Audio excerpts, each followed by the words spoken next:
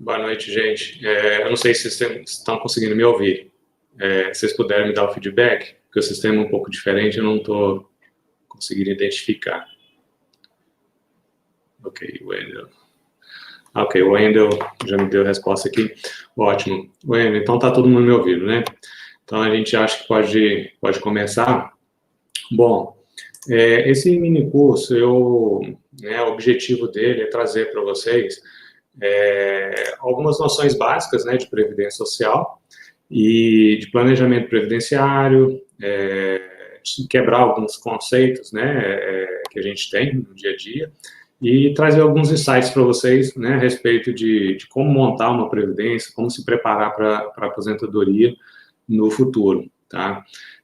Então, esses são os principais objetivos, tá? Eu vou trazer, o curso vai ser de forma bem básica, porque eu acredito que tem alunos de todos os períodos, né? Então, vou tentar a gente colocar no nível para que todo mundo possa, né, conseguir participar. E deixa eu só tentar compartilhar com vocês aqui, e aí alguém só me dá o feedback também, porque eu não estou conseguindo ver se todos estão na sala. Eu vou compartilhar com vocês aqui uns slides, tá? Deixa eu só...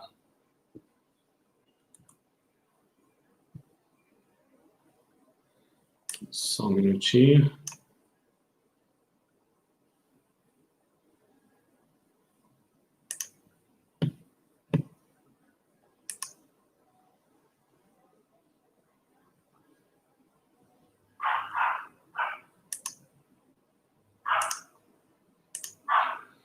Ótimo. Eu acredito que vocês estejam vendo minha tela agora, tá? Então, a gente já pode começar. Primeira coisa, gente, assim, o primeiro conceito que a gente tem que, né, definir antes de tudo é a questão do que é ser previdente, né? Porque a base da previdência, ela vem toda de um conceito de ser previdente, ou seja, de poupar, né, de fazer reservas financeiras, né, para que no futuro, numa eventual necessidade, a gente tenha onde recorrer. Então, todo o embasamento é esse. E a gente vai ter diferentes formas de previdência, né? A gente tem a previdência estatal, que é organizada pelo Estado, e nós contribuímos, né? A gente já sabe, né? Quem já está comigo aí sabe que as contribuições só são administradas pelo Estado, né? O Estado, ele não paga um benefício diretamente, ele só administra, né, e só vai pagar porque existe uma contribuição em contrapartida nossa. E aí essa forma, né, essa questão de ser previdente, a gente tem diferentes formas de ser previdente, né? Eu costumo dizer que a gente pode ser previdente fazendo uma poupança pessoal, né? Você pode ser previdente investindo numa previdência privada, você pode ser previdente investindo, né, na própria previdência do Estado. Então, o ideal é que a gente tenha diferentes formas de investimento, diferentes formas de previdência, para que no futuro, né, uma possa complementar a outra, né? A regra de ouro aqui é aquela de investir um pouquinho em cada pote. E aí, você fazendo isso, né, caso aconteça algum problema em um dos potes, você tem, né, outros a qual você pode recorrer. Então, a ideia é essa. Só para vocês terem uma noção, né, da força, né, que tem o poder da poupança. Boa noite, gente. Agora eu estou conseguindo ver o feedback de vocês, ótimo. Tá. E quem quiser fazer alguma pergunta durante a aula, sem problema nenhum, tá? Eu não sei se vocês conseguem fazer pergunta pelo microfone, mas podem usar os comentários aqui também, se quiserem, tá? Eu vou estar prestando atenção. Ótimo, então. Então, assim, só para vocês terem uma noção da força que tem nessa, né, a poupança, a força que a gente tem em fazer uma reserva financeira, e a força que tem os juros compostos, né, como dizia Einstein, é uma das forças mais poderosas do universo.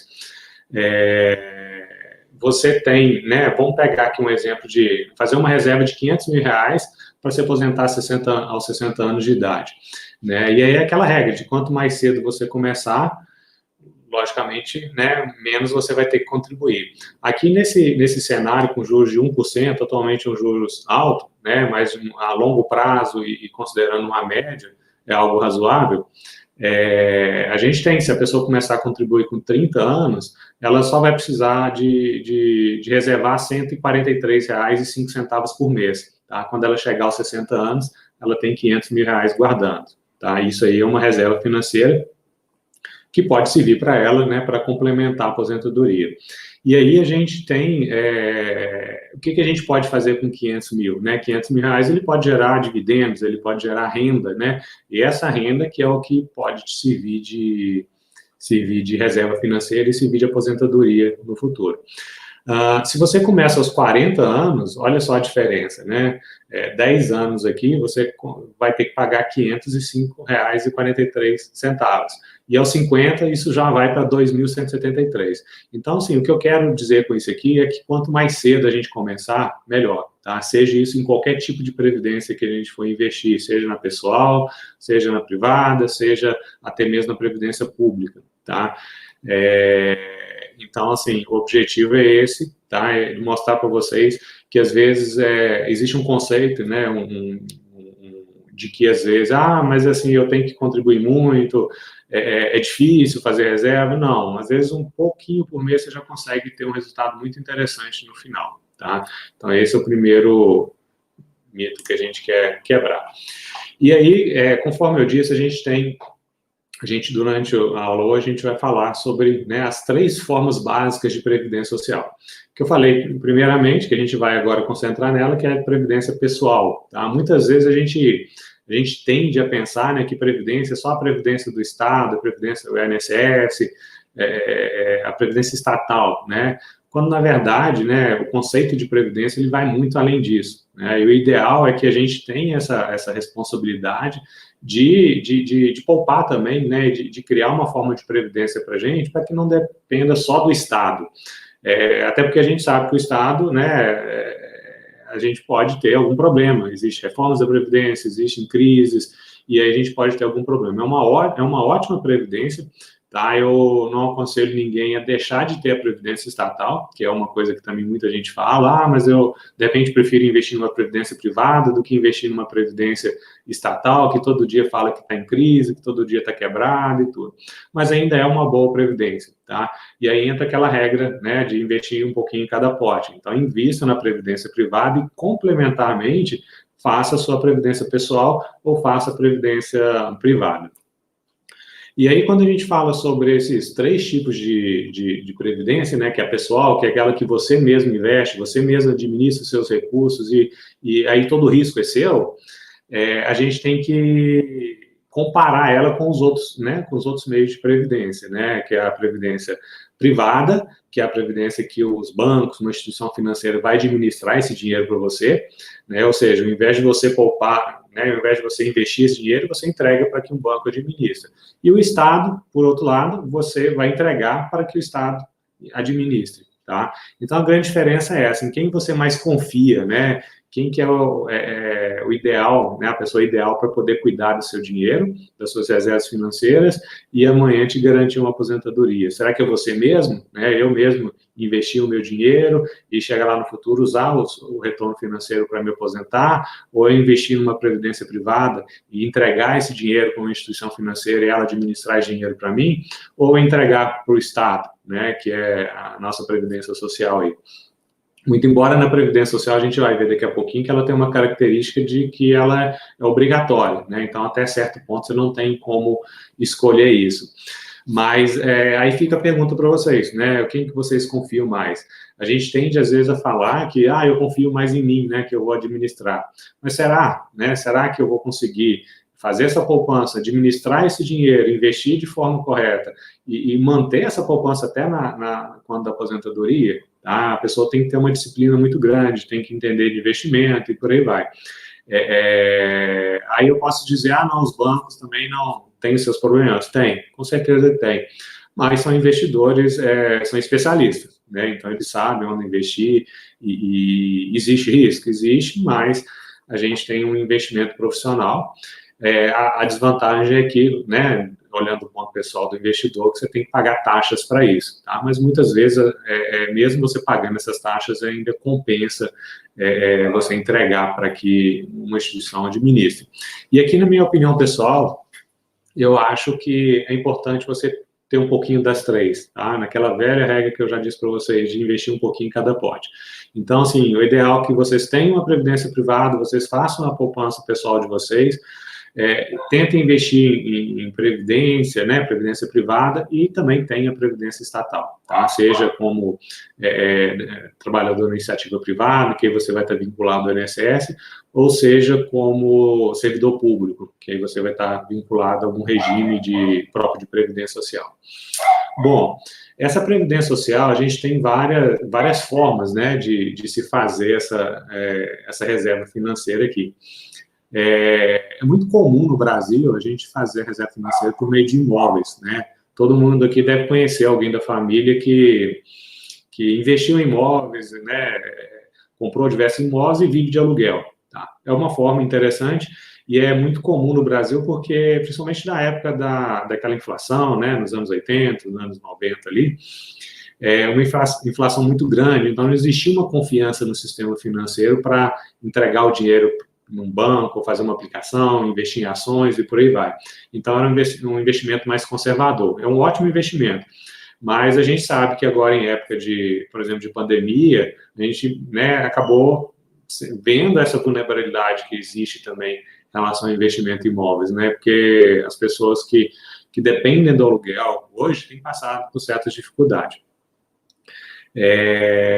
Além do investimento imobiliário, a gente tem, né, os investimentos aí em aplicações financeiras, a gente tem investimentos em ações, né, fundos de investimentos imobiliários, fundos de investimento de ações, então uma série de investimentos que você mesmo pode fazer, né, e usar isso como uma forma de poupança, uma forma de aposentadoria no futuro.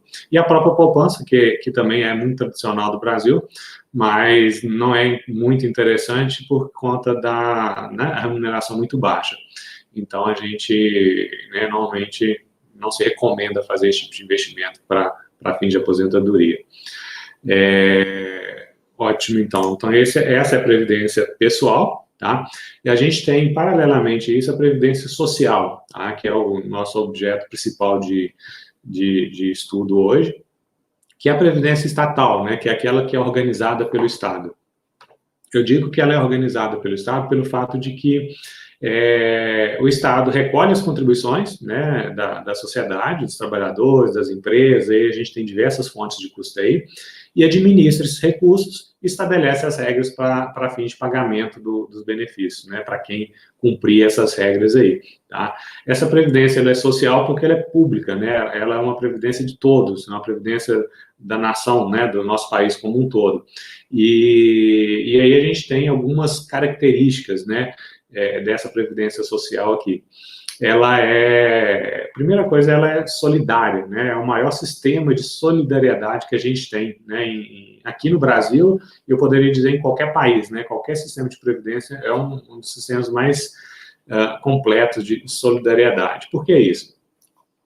Porque as contribuições que a gente faz para a previdência social, elas não são destinadas necessariamente a uma poupança individual, né? Para a aposentadoria, né? Eu digo que é uma poupança coletiva, né? Tudo que se arrecada em termos de contribuição social vai para uma poupança coletiva, como se fosse um fundo, e esse fundo ele vai bancar o pagamento de benefícios para aqueles que necessitarem, né, e que cumprirem as regras estabelecidas na legislação, tá? Então, por isso que é solidária. E aí, só para destacar essa questão da solidariedade, né, a gente tem algumas situações, por exemplo, que às vezes o segurado pagou pouco tempo de previdência, né, ele começou a trabalhar ali um mês numa empresa, e nunca teve um histórico anterior de trabalho, e sofre um acidente de trabalho, e aí ele tem direito de se aposentar e recebe um benefício pelo resto da vida, ou se ele falece, a esposa, os dependentes vão receber ali a pensão por morte pelo resto da vida. Se fosse um sistema, né, privado, né, a gente fala de capitalização, não teria como se pagar esse benefício para esse trabalhador, porque ele teria só um mês de contribuição, tá? E aí, o que acontece? Como o fundo é solidário, a gente vai buscar dinheiro nesse fundo para poder custear o pagamento dessa pessoa que simplesmente tinha poucas contribuições, tá? Então, daí uma vantagem dessa previdência social, que é essa solidariedade, tá? Uma outra característica muito importante que é esse caráter contributivo. É uma espécie de seguro, né? A previdência social é uma espécie de seguro. Muito embora ela seja social, seja organizada pelo Estado, ela tem esse caráter de ser contributivo. O que quer dizer? Somente a pessoa que contribui com o sistema é que vai ter direito aos benefícios. Tá? Então, a gente não pode confundir uma aposentadoria com os programas de assistência social, por exemplo, né, que tem outra natureza. Né? Programas de previdência social é o pagamento de um seguro, né? Você contribui para que no futuro você tenha direito à cobertura de um determinado risco, seja invalidez, seja morte, seja maternidade, seja idade avançada, e aí você tem aquela cobertura ali. A assistência social é um outro ramo diferente, né, de atuação do Estado, que ele busca proteger a população mais vulnerável, a pessoa que não tem condições financeiras, né, de se manter, e nem ter a ajuda da família para se manter. Então, é realmente assistencial. E aí entra o benefício do LOAS, né, que é o mais comum, a gente entra todos esses programas governamentais, Bolsa Família e por aí vai, são todos atuações do Estado na área de assistência social, tá? Então, a gente só não pode confundir isso com a Previdência Social, que tem esse caráter contributivo, ou seja, só quem contribui para o sistema que vai ter direito aos benefícios no futuro, ok? Uma outra característica importante também, que é a filiação obrigatória, tá? Quando a gente começa a trabalhar, quando você começa a exercer uma atividade remunerada, você não tem a opção de escolher, olha, eu vou participar ou não vou participar desse sistema de previdência.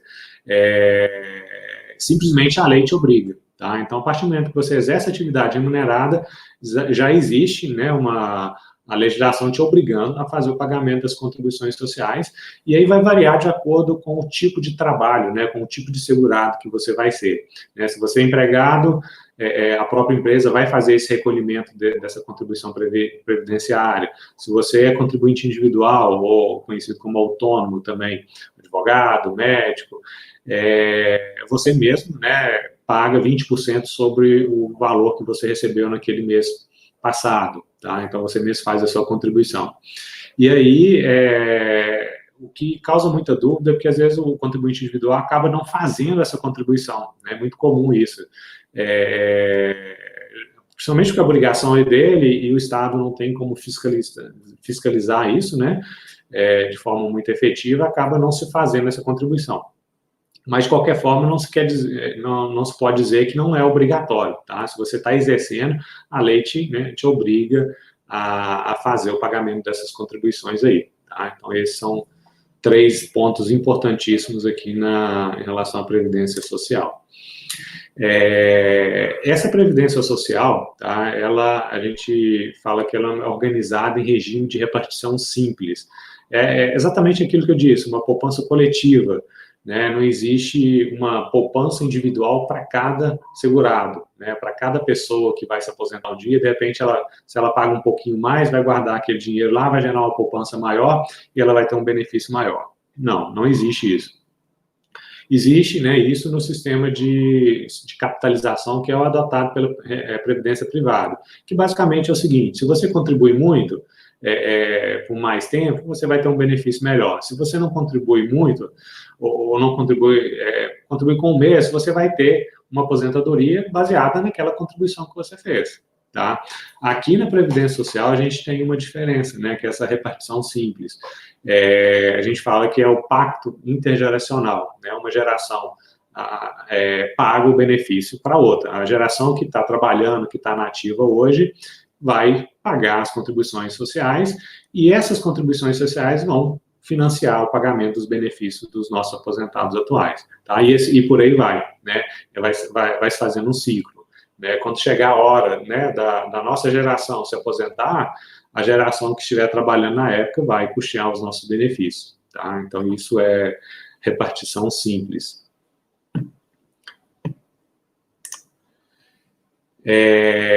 A gente tem na Previdência Social brasileira uma característica bem interessante, que ela divide, né, a nossa Previdência em regimes diferentes, regimes de Previdência diferentes. Tá? O mais conhecido, né, o mais comum, é o regime geral de Previdência Social, que é esse que é administrado pelo INSS. Tá? Basicamente, esse regime de previdência ele é destinado aos trabalhadores da iniciativa privada ou trabalhadores vinculados a outros regimes de previdência que, por qualquer motivo, não estejam né, vinculados a esse regime, né? Tem algumas situações que eu vou mencionar daqui a pouco, que às vezes mesmo a pessoa trabalhando no ente público, pode ser que ela não esteja vinculada ao regime próprio de previdência, ao regime daquele ente, e aí tenha que ir para o regime geral de previdência social. Paralelamente a isso, a gente tem regime próprio de previdência social, que é o regime, né, de previdência destinado aos servidores públicos, tá? Mas não são para todos os servidores públicos, né? São para aqueles servidores públicos efetivos, tá? E que trabalhem na administração direta, autárquica ou fundacional. Se um servidor público, né, ele não é efetivo, por exemplo, tem um contrato temporário, automaticamente ele vai ser vinculado ao regime geral de previdência social. Ou, de repente, aquele ente público que trabalha, pode ser que não tenha criado esse regime próprio de previdência, ele também vai ser levado para o regime geral de previdência social. Então, por exemplo, o município de Santos Dumont, né, lá, em Santos Dumont não se tem um regime próprio de previdência social. Então, todos os servidores públicos, inclusive os efetivos, eles vão estar vinculados ao INSS, ao regime geral de previdência social. Se amanhã ou depois o município de Santos Dumont cria um regime próprio de previdência, ele vai abarcar todos os servidores públicos efetivos, tá? Se a gente tiver, ainda assim, ainda que se crie esse regime próprio, se a gente tiver algum servidor público que seja contratado temporariamente, cargo comissionado, todos eles ainda assim vão ser levados e vão estar vinculados ao regime geral de previdência social. E, paralelamente a isso, a gente tem também o regime de previdência complementar, tá? Que nada mais é que a previdência privada, né? A gente conhece como previdência privada, que é opcional, que é facultativo, né? Você tem a opção de participar desse sistema de previdência ou não, tá? Essa é a principal característica aí do regime de previdência complementar. Eu gosto sempre de trazer aqui uma comparação, né, entre os benefícios programáveis e benefícios não programáveis, porque a gente tem algumas regras, alguns conceitos específicos para cada um desses tipos de benefício. Basicamente, a gente tem os benefícios programáveis, né, que são aqueles que a gente, né, como o próprio nome diz, que a gente pode programar, né, pelo menos a gente espera, né, que um dia a gente vai ter direito àquele benefício, que é a aposentadoria por idade, né, a antiga aposentadoria por tempo de contribuição que foi extinta, né, com a reforma da Previdência Social agora, no ano passado, mas principalmente, né, com a reforma, realmente a aposentadoria por idade, que é aquela que a gente programa, né, você pode fazer um planejamento previdenciário, você pode decidir, olha, eu vou tentar contribuir um pouquinho mais, né, para essa previdência, melhorar o valor desse benefício no futuro, ou então vou esperar mais um pouquinho, porque muito embora a gente tenha as regras lá de aposentadoria, as idades, a gente tem também a possibilidade de postergar um pouquinho essa aposentadoria, e aí, pensando aí já no planejamento previdenciário, você aumentar o valor desse benefício. É muito comum, no Brasil, a gente ter uma situação em que a pessoa, ela completou os requisitos básicos para aposentadoria, ela imediatamente vai e requer o benefício. Só que, às vezes, ela não faz um planejamento, ela não faz uma análise mais detalhada de que, de repente, eu posso esperar mais um pouquinho e aí ter um benefício mais interessante para o futuro, tá? Porque o regime, né, a previdência, de uma forma geral, ela funciona basicamente dessa forma. Se você se aposenta mais cedo, você vai ter um benefício de valor mais baixo. Se você deixa para se aposentar mais tarde, você vai ter um benefício de valor mais alto, tá? Isso é uma questão de lógica, os recursos são finitos, né? Então não dá para pagar benefícios, né, de valor muito alto para quem vai se aposentar mais cedo. E aí no Brasil a gente tem uma tradição, né, histórica aí, de aposentadoria precoce, o que nos últimos anos, né, mudou, mas assim, no passado realmente a gente tinha, era muito comum essas aposentadorias precoces. E aí, naturalmente, eram benefícios, né, de valor menor, tá? Então, assim, para mim, eu acho muito mais interessante que a gente tenha uma previdência que te mantém um pouquinho mais né, retarde um pouquinho a sua aposentadoria, mas que, por outro lado, te garanta um benefício mais interessante. tá? Porque, assim, quando você vai mais precisar desse benefício, realmente é quando você tiver uma idade mais avançada e você não tiver como ter um segundo emprego ou fazer um outro bico para complementar. Então, é esse momento que é o mais importante. Então, a gente tem que trabalhar e fazer de tudo para que esse benefício, na hora que seja mais interessante, que seja suficiente para cobrir as suas despesas, tá? E aí, lembrando que quando a idade chega, as despesas aumentam. Então, a gente tem que pensar nisso também, tá? E aí, por outro lado, a gente tem os benefícios que são não programáveis, tá? São os benefícios de risco, por exemplo, auxílio-doença, aposentadoria por invalidez, a própria pensão por morte. São situações que ninguém programa, né? Ninguém programa sofrer um acidente ou perder a capacidade do trabalho, ninguém quer, mas é importante a gente ter essa proteção. E aí, esses benefícios não programáveis, a gente tem uma vantagem muito grande na Previdência Social, porque por ser um regime de repartição simples, né, igual eu disse, se você não tiver feito grandes, né, volumes de contribuição, ainda assim você tem um benefício interessante, tá? Então, por isso que eu sempre aconselho a gente investir também, né, participar da Previdência Social, Previdência Estatal, por conta dessa característica, principalmente para situações de benefícios não programáveis. Porque, ok, né, para uma aposentadoria que você pode programar, é interessante você investir talvez muito mais numa previdência privada, porque aí você vai fazendo todo mês e você sabe que vai receber, né, aquele valor, né, um benefício interessante lá no futuro.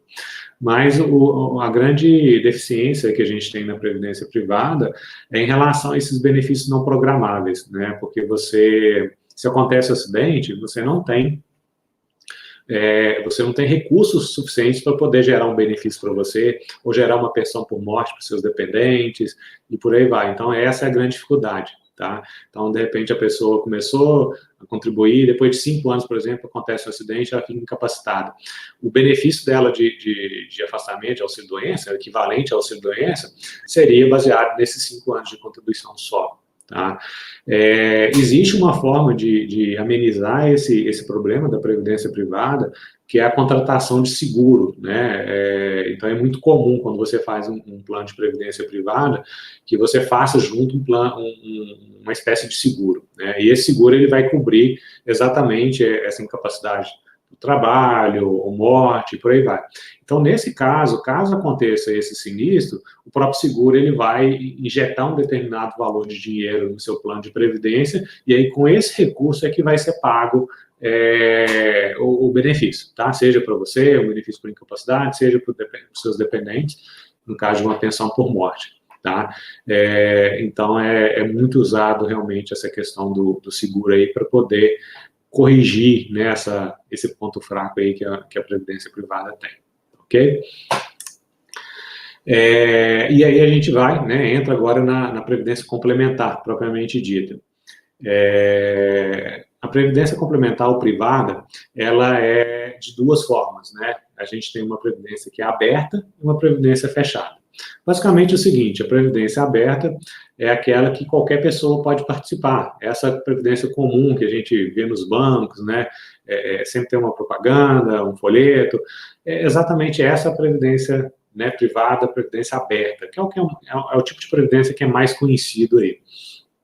E a gente tem um sistema que é fechado, né? Como o próprio nome diz, ele é destinado a um grupo específico de pessoas, né? Então, não é qualquer pessoa que pode entrar naquele plano de previdência privada, são pessoas específicas. Então, por exemplo, a gente tem uma previdência privada da Petrobras, né? Que ela é destinada para os trabalhadores da Petrobras. Então, somente pessoas que trabalham na Petrobras que preenchem os requisitos estabelecidos na legislação, que vão poder participar dessa previdência fechada, tá? E ainda assim é opcional, tá, gente? De qualquer forma, qualquer espécie de previdência complementar, ela é sempre opcional. Normalmente, nessas previdências fechadas, ela existe vamos dizer assim, um incentivo por parte da empresa, né, para que o funcionário participe. Então, por exemplo, é muito comum ter, para cada real que o funcionário coloca, a empresa coloca mais R$1, né, para fazer as contribuições aumentarem mais rápido ali. Então, é muito comum nessa previdência fechada isso acontecer. E a gente tem a Petrobras, por exemplo, a gente tem os Correios, com Postales, a gente tem o Banco do Brasil, com a Previ, né, que é destinado para os funcionários do Banco do Brasil. E o objetivo, né, aí vocês vão perguntar, mas por que uma empresa vai criar um sistema de previdência complementar dessa, uma previdência fechada? O objetivo é garantir uma melhor carreira para os funcionários, garantir um estímulo para que eles tenham bons funcionários, porque acaba sendo realmente um estímulo. Se você está trabalhando numa empresa, você sabe que amanhã ou depois, quando você se aposentar, você vai manter o seu padrão de renda, isso é muito interessante. Principalmente se a gente pensar que lá na Previdência social, né, no INSS, a gente tem o teto, né? Então, para aqueles servidores que ganham acima do teto, que é 6 mil e poucos reais, acaba que existe um desestímulo. Olha, pode ser que eu ganhe 10, 20 mil reais agora, quando eu estou na ativa, e quando eu for me aposentar, só vou me aposentar com 6 mil e poucos reais, né, com o teto da Previdência. E aí eu não quero isso, de repente eu quero ir para uma outra área e tal. E aí, para evitar esse tipo de desincentivo, a própria empresa cria a previdência complementar de forma que, que esse trabalhador ele possa ter uma complementação e manter o padrão salarial dele quando da aposentadoria. Tá? O objetivo é exatamente esse. Além disso, a gente tem, né, essa previdência fechada, ela pode ser privada ou pode ser pública. A privada, como o próprio nome diz, são previdências fechadas feitas por empresas, né? Antigamente as companhias aéreas, né, tinham esse tipo de previdência privada, né, era fechada, era só para os funcionários daquela empresa, e era privada, né, porque não era de natureza pública. E a gente tem também a previdência fechada de natureza pública, né, que é organizada aí pelos entes, né, estatais, e com o objetivo de complementar a aposentadoria, né, dos seus servidores públicos para aqueles que estão submetidos à regra do teto, né? A gente sabe que hoje em dia, para quem entra no serviço público, na União, por exemplo, né, você só vai se aposentar ainda que ganhe, né, acima do teto, só vai se aposentar pelo teto, tá? 6 mil e poucos reais. Igualzinho ao que acontece no INSS. E aí, para que você tenha uma renda melhor, você, né, tem essa faculdade de participar desse sistema de previdência público e fechado, né, que é organizado pelo próprio ente, tá? Pela própria União, no caso aí. Os estados têm também, existe a possibilidade dos municípios criarem esse sistema de previdência fechada também, mas alguns lugares ainda não tem, mas a tendência é que daqui a pouco fique, né, existe se iguale, né, o sistema de previdência social do INSS e a previdência, o regime próprio de previdência, né, principalmente no que se refere a esse teto aí. Então, existe uma tendência muito forte de se criar esses regimes de previdência fechada aí, em praticamente todos os entes que têm regime próprio de previdência social. Ok? E aí a gente já começa, né, a falar um pouquinho também sobre, né, pensar um pouquinho sobre o futuro da Previdência, né, os desafios que a gente tem para a Previdência Social. A gente viu no ano passado aí uma reforma, né, muito profunda da Previdência Social e que teve, né, como motivo principalmente esses fatores demográficos que eu estou trazendo aqui para vocês. Né, a população está envelhecendo, né, a quantidade de idosos está aumentando muito, é aquela conhecida pirâmide, né, que ela está se invertendo, né, então antigamente a gente tinha o menor número de idosos e o maior número de trabalhadores na iniciativa privada, só que essa pirâmide ela está se invertendo, né, então existe uma tendência aí no futuro de que a gente tenha mais aposentados do que trabalhadores, e aí vocês sabem que isso não tem como funcionar, né? Conforme a gente disse, né, as contribuições, o que mantém o pagamento dos benefícios são as contribuições que são feitas pelos trabalhadores da ativa hoje. E aí, se a gente tem menos trabalhadores do que aposentados, a conta não vai fechar. Então, existe aí uma preocupação muito grande em relação a esses fatores demográficos. Isso não só no Brasil, gente, isso é um movimento mundial, porque os sistemas de previdências, né, que foram criados no século passado, ele não tem mais como se sustentar nesse novo cenário. Tá? A gente teve crise aí na Europa por conta de questão de previdência, principalmente, e aí, assim, né, foi despertada a atenção aí dos países para que né, tentar fazer alguma coisa antes que o sistema não tenha, né, entre em colapso.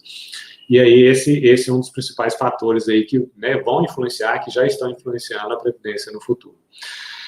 Uma outra coisa muito importante, né, que a gente tem aí como parâmetro, né, para a Previdência no futuro são as mudanças no mercado de trabalho, né? A gente está vendo aí que, né, o trabalho não é como antigamente, né? O que diga, né, o período de pandemia aí que tudo mudou, né? Uma aula que a gente, né, estaria dando presencialmente na faculdade, que sempre foi presencialmente, hoje a gente está com vocês online. Então está mudando o mercado de trabalho. E aí é uma tendência muito forte de que certos tipos de atividade, certos tipos de trabalho, no futuro talvez nem existam, né? Vocês conhecem exemplos como Uber, né? Aquela história, a maior empresa de transporte do mundo não tem um carro, né? Então você tem pessoas que trabalham de forma autônoma, não tem vínculo empregatício, pode ser que elas não estejam nem contribuindo para a Previdência, porque elas são autônomas, né? E o governo, igual eu disse, acaba não tendo como fiscalizar todo mundo, e aí não vai contribuição para a Previdência Social. E, além disso, né, além dessa mudança aí, a gente tem também a possibilidade da própria extinção de algumas posições de trabalho, né?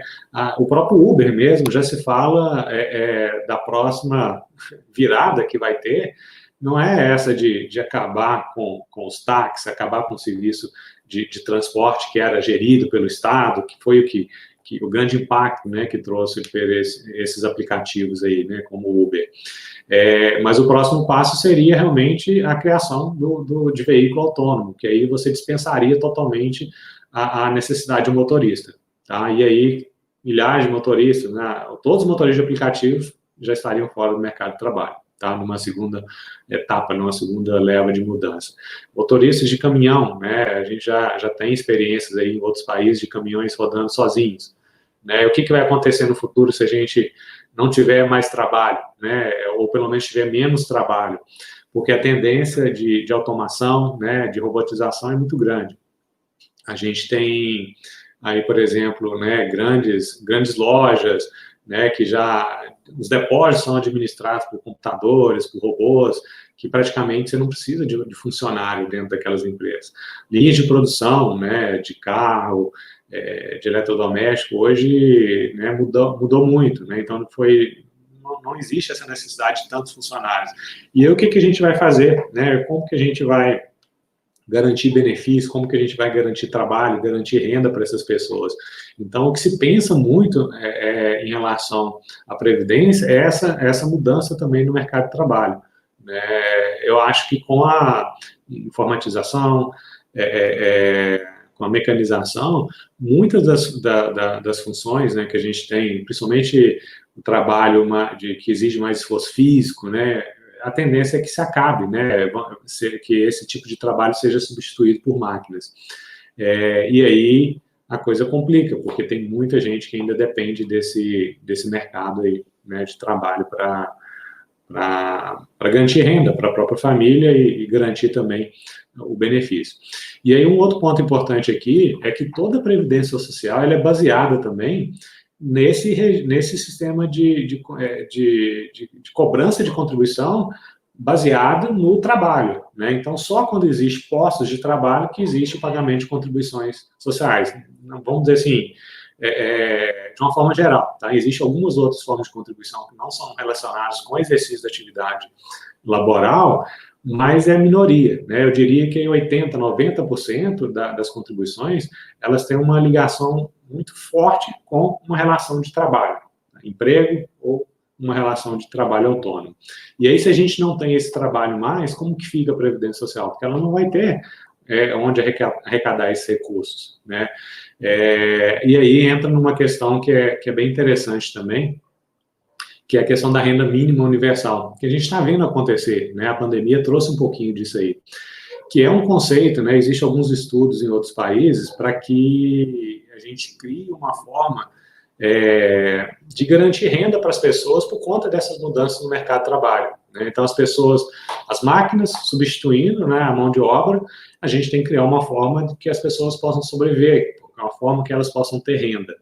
E aí, né, como que a gente faz isso? Né? A ideia é começar a tributar as máquinas. Né? Ao invés da gente tributar a mão de obra, né, o exercício da atividade remunerada, a gente vai tributar as máquinas. Então, você vai tributar uma grande empresa que produz, né, um determinado equipamento, porque aquelas máquinas, elas estão tirando o trabalho de algumas pessoas. Então, você tributaria essa empresa, essas máquinas, e com esse dinheiro geraria algum tipo de benefício para, né, os cidadãos aí. E aí, baseado nisso, que a gente tem esse conceito de renda mínima universal, que é o seguinte, basicamente é o seguinte, né, se pensa que às vezes no futuro não vai ter trabalho para todo mundo, então o Estado tem que criar uma forma de garantir uma forma de sobrevivência para a população. E aí o que se pensa é isso, é criar uma renda universal, ou seja, qualquer pessoa, todas as pessoas que vivem em um determinado país teria direito de receber um valor em dinheiro mensal, independente de estar trabalhando ou não. Tá? Isso é a renda mensal universal. Que na prática já tem tido algumas pinceladas, né? Se a gente parar para pensar, né? Veio com a pandemia agora, né? Esse auxílio emergencial é uma espécie de renda mínima universal, né? Embora ela tenha a característica de ser destinada para um tipo específico de trabalhador que é autônomo, tem requisito de renda, né? Você pode, dependendo do valor da sua renda, você, né, não vai ter direito ou vai ter direito a receber, mas já é realmente o início aí desse conceito de renda mínima universal, que é exatamente isso, você receber um valor independente de você estar trabalhando ou não. E vocês têm visto que o Estado tem conseguido fazer isso, né? Lógico que isso vai ter um impacto muito grande nas contas públicas e por aí vai, mas o Estado tem conseguido, né, bancar essa renda mínima universal aí, durante a pandemia. Tá? Mas a ideia, né, para o futuro, ela vai além, né, de um auxílio emergencial. Ela, igual eu falei, ela seria paga uma renda para todas as pessoas, independente de ela estar trabalhando ou não, independente das condições financeiras dela. E essa renda seria financiada com impostos, né, com tributos que seriam pagos pelas empresas e pelas máquinas, né, e por aí vai. Uma outra característica, outra coisa que se pensa em relação à renda mínima universal é a simplificação, né, desses programas sociais do governo também. Por exemplo, a gente tem hoje o seguro-desemprego, né, por exemplo. A pessoa, vocês sabem que a pessoa só vai receber seguro-desemprego se ela provar que ela está desempregada e vai ter um período específico para ela receber, né, de acordo com os requisitos lá. O que acontece é o seguinte, né, essa pessoa acaba ficando numa caixa, numa bolha, porque se ela vai receber um dinheiro do governo, será que ela tem algum estímulo para buscar um outro emprego? Pode ser que ela esteja tentando um emprego, mas, assim, de uma forma geral, ela não tem estímulo, porque ela prefere, às vezes, receber aquele valor do que buscar um outro emprego, porque ela sabe que se ela conseguir um emprego, ela vai perder aquele benefício ali. Da mesma forma, a gente tem LOAs, né? Lógico que isso não é regra geral, mas tem muitas situações nesse sentido, que, às vezes, a pessoa prefere deixar de buscar um emprego, criar um negócio, melhorar de vida, e prefere receber o benefício, porque é muito mais cômodo, vamos dizer assim. Tá? Lógico que isso aí não é regra geral, né? O benefício é importante e é pago realmente para muita gente que precisa, mas infelizmente existe uma parte, né, da população que tem né, que está nessa linha aí. Tá? E aí o objetivo de criar essa renda mínima universal seria extinguir todos esses outros programas que coloquem as pessoas nessa bolha, porque, igual eu disse, né, a pessoa às vezes não vai ter estímulo de buscar recolocação no mercado de trabalho ou criar algum negócio que possa gerar renda para ele. Então, a gente extingue isso e paga para todo mundo, independente da renda. Tá? Então, aquela pessoa que recebe essa renda mínima universal, mas que queira melhorar a sua renda, ela pode ir lá e buscar, né, tentar trabalhar em alguma outra área, ela pode criar um negócio para ela e por aí vai. Então, ela vai ter um estímulo. Tá? Só que a questão é o seguinte, que ela criando ou não criando esse negócio, tendo ou não tendo essa outra renda, ela vai receber essa renda mínima universal. E aí, para o Estado, existe um interesse muito grande na simplificação, né? Você não precisaria de ter fiscalização, equipes, sistemas, né, de fiscalização para ver se aquela pessoa que está recebendo seguro-desemprego realmente não está trabalhando, né? Você não precisaria de ter alguém para analisar se aquela pessoa cumpriu os requisitos para a concessão do benefício ou não. O LOAS é a mesma coisa, você não teria que ficar fazendo análise, né, com assistente social para ver se aquela pessoa tem condições né, de se manter ou não. Você simplesmente pagaria, e pagaria para todo mundo de forma igual. Tá? Esse é o conceito aí de renda mínima universal, que existe alguns projetos no mundo, alguns testes, tá? Isso aí são ideias, mas existe alguns testes aí pelo mundo. A Finlândia tem um teste bem interessante, que eles criaram essa renda mínima universal com o objetivo de testar, para ver se a pessoa que recebe essa renda mínima universal, independente de ela trabalhar ou não, para ver se ainda assim ela vai ter estímulo de melhorar, de buscar algum outro tipo de renda. Tá? A gente ainda não tem o resultado desse teste, mas é algo bem interessante. Tá? É algo para a gente pensar aí também para o futuro. E aí um outro ponto que eu queria mencionar com vocês é a questão dessa idade ideal para se aposentar. Né? A princípio a gente pensa, né? Eu quero me aposentar o mais cedo possível, tá? Logicamente, né? Mas qual que é essa idade ideal para se aposentar? Né? Antigamente a gente tinha uma necessidade de se aposentar um pouco mais cedo, até porque o tipo de atividade, né, era um pouquinho mais pesada, né? Você tinha atividade de natureza, basicamente de natureza física, né? E aí com a mudança, né, no mercado de trabalho, que a gente já viu, será que talvez seja necessário se aposentar com a mesma idade ou não? Isso é uma questão que a gente vai ter que discutir e pensar para o futuro. E aí sempre lembrando daquela linha que eu falei para vocês, tá? Não tem mistério, não tem segredo da Previdência. Se a gente como nação, faz uma opção de se aposentar mais cedo, naturalmente esses benefícios vão ter que ser pagos em valor menor. Não tem como ser de outra forma.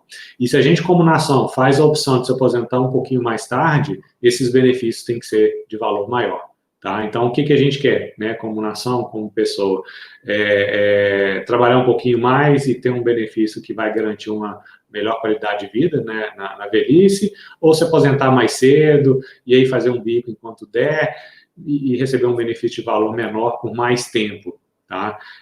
Basicamente isso, tá? A gente como indivíduo, né, logicamente que a gente quer se aposentar o mais cedo possível, tá? Essa que é a ideia. Mas, como sistema, pensando como Estado, será que isso é viável? Tá? Aí deixo aí para vocês essa indagação para vocês pensarem um pouquinho. E aí uma outra questão, né? O que você vai ser quando envelhecer, né? Porque a gente fala também de aposentadoria, de planejamento previdenciário, a gente fala só na questão do dinheiro, né? Do recursos financeiros e tudo. E a maioria das pessoas não pensa. Eu tive clientes, né, que vieram, né, aquela louco para se aposentar, né, louco para sair do mercado de trabalho, estressante, aquela coisa toda. E aí, depois que a gente conseguiu a aposentadoria para essa pessoa, esse cliente voltou no escritório e falou assim, olha, eu queria tanto me aposentar, mas eu não sabia que aposentar tinha esse lado negativo de não ter o que fazer. Né? Eu perdi contato com meus amigos, eu perdi minha motivação para sair todo dia de casa, ter uma obrigação, e acabei ficando, né, sem nada para fazer e sem uma motivação, tá? Então, uma outra coisa que a gente tem que pensar também, e não pensar só no aspecto financeiro, né, mas pensar realmente em criar um plano de vida aí que vai além da questão financeira, tá? Você ter algum hobby, fazer alguma atividade com menos comprometimento, e aí eu costumo dizer que é interessante, né, tem o outro lado da moeda também, que às vezes muitos clientes se aposentam, e aí largam aquele trabalho que é um pouquinho mais estressante, e vão trabalhar em outras coisas, vão fazer um hobby, alguma coisa, e acaba, no final das contas, descobrindo algo que gosta mais de fazer, e às vezes recebe mais do que quando estava naquela correria, né, naquela dependência daquele salário. Então, isso é bem interessante, e eu acho que é uma coisa que é importante da gente pensar também, tá? Que essa questão aí de pensar num plano aí de aposentadoria, que não seja baseado somente na questão financeira, né? A questão financeira é importante, mas a gente tem que ir além disso.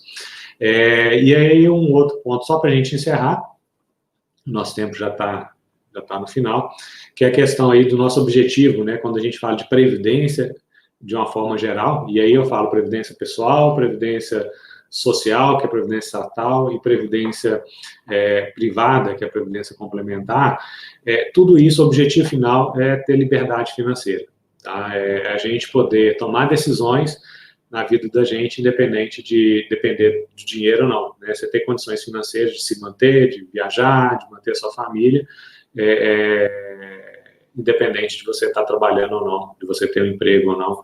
Esse que é o objetivo, tá? E hoje em dia a gente tem visto um movimento aí até de buscar essa liberdade financeira um pouco antes, o mais cedo possível, né? Não sei se vocês já ouviram falar sobre o método FIRE, que é você poupar de forma extrema durante alguns anos e se aposentar com 35, 40, 45 anos e aí nunca mais voltar para o mercado de trabalho. Tá? Existe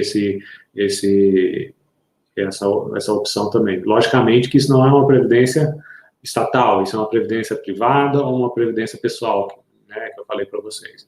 Mas é uma forma extrema de poupança, né, para você se aposentar mais cedo. Eu, pessoalmente, acho que o equilíbrio, né, a gente tem que buscar o equilíbrio, não é nem buscar uma aposentadoria, não se pensar na aposentadoria e ser inconsequente, né, e também não se, vamos dizer assim, deixar de aproveitar a sua vida e poupar cada centavo que você ganha de forma extrema também vai te garantir uma péssima qualidade de vida hoje, para que amanhã depois você não precise trabalhar, tá? Então, assim, e aí pensando nesse aspecto, de repente o trabalho pode ser algo importante na vida da gente, pode ser que isso seja uma furada também, tá? Mas, né, de qualquer forma, o objetivo é essa liberdade financeira. E aí, com a liberdade financeira, você pode optar por trabalhar ou por não trabalhar, você pode optar por viajar, você pode optar por fazer qualquer coisa que você queira, tá? E aí, para conseguir essa liberdade financeira, o meu conselho para vocês é ter as 3 formas de previdência social. Previdência pessoal, vocês criarem, serem responsáveis pelo futuro de vocês, meio de investimento, meio de imóveis e por aí vai, vocês mesmos administrarem uma parcela da poupança de vocês, investir em previdência privada também, que é uma forma de você entregar esse dinheiro para alguém que sabe administrar, que tem conhece o mercado, né, que é uma forma interessante também, e fazer as suas contribuições para a Previdência Social. Ótimo, gente. Né, com isso aqui eu encerro, né, nosso mini curso. Espero que tenha sido esclarecedor. Depois, se alguém quiser, eu não sei como que eu faço isso, mas assim, tem alguns materiais, alguns textos que eu posso enviar para vocês para complementar. Eu disponibilizo para vocês, tá? Eu vou ver depois com o pessoal da faculdade como que a gente vai fazer isso, porque o sistema realmente é um pouco diferente, eu não sei como que a gente poderia fazer isso agora. Mas, enfim, se alguém tiver alguma dúvida, quiser perguntar agora, eu estou à disposição. A Carolina está falando que o triste é quando não se tem dinheiro. Sim, com certeza. Mas, assim, eu posso dizer, Carolina, que a gente sempre, né, não vou dizer sempre, lógico que existem casos extremos, mas, assim, a gente tem como, né, fazer um mínimo de poupança, sabe? Você pode economizar num gasto específico que você tem, que às vezes é sem necessidade, e poupar para você ter uma vida mais tranquila no futuro, né? Um passeio, uma roupa a mais, que às vezes é desnecessária, todo mundo tem condições.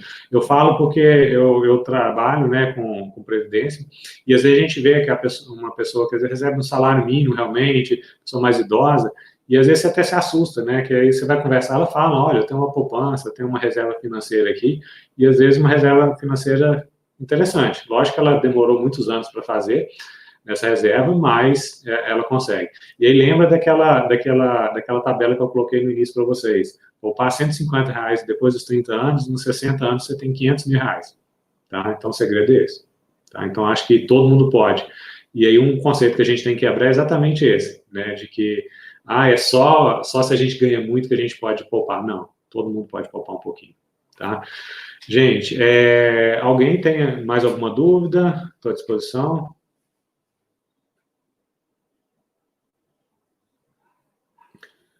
Por nada, Tatiane. Se alguém tiver alguma dúvida, eu estou à disposição, tá? Vou ficar mais um pouquinho.